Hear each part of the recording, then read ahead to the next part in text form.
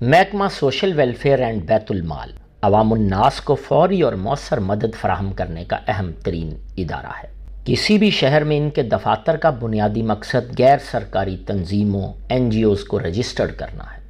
مقامی NGOs مدد کے لیے محکمے سے رجوع کرتی ہیں۔ حکومت پنجاب اسی محکمے کے ذریعے ریاست کے محروم طبقے کے لیے ماں کا کردار ادا کرتی ہے۔ حکومت پنجاب نے صوبے بھر میں انہی مقاصد کے حصول کے لیے تحصیل اور ضلعی سطح پر اس کے دفاتر قائم کیے ہیں، لیکن مجھے بحیثیت صدر گلوبل یوتھ آرگنائزیشن اس کے دفتر جانے کا اتفاق ہوا تو اس کی حالت زار دیکھ کر دل خون کے آنسو رونے لگا۔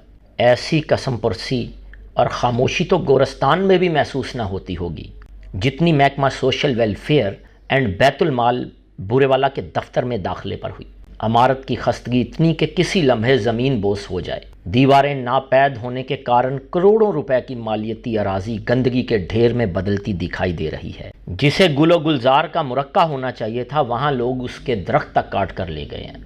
اس کی اینٹیں تک غائب ہو چکی۔ معذوروں کو آلات سماعت، مصنوعی اعضاء اور ویل چیئر کی فراہمی اسی ادارے کے مرہون منت ہے۔ ہسپتالوں میں غریب و نادار مریضوں کے علاج، معالجے اور ان کی ادویات کی بہم رسانی اسی محکمے کے شعبہ بیت المال کے ذریعے کی جاتی ہے، لیکن بورے والا میں یہ ادارہ خود امداد کا منتظر ہے۔ محکمہ سوشل ویلفیئر اینڈ بیت المال بورے والا کی قیمتی اراضی کو قبضہ مافیا کی ہوس ناکی سے بچانے کے لیے اس کی چار دیواری کو فوری طور پر تعمیر کیا جانا چاہیے۔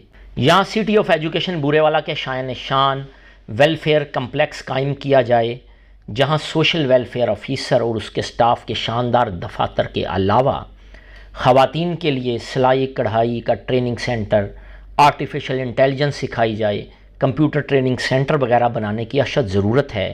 کمپیوٹر ٹریننگ سینٹر وغیرہ بنانے کی اشد ضرورت ہے تاکہ غریب کی امداد کے حکومتی دعووں کے ثمرات اشتہارات تک نہیں بلکہ عوام الناس تک پہنچیں۔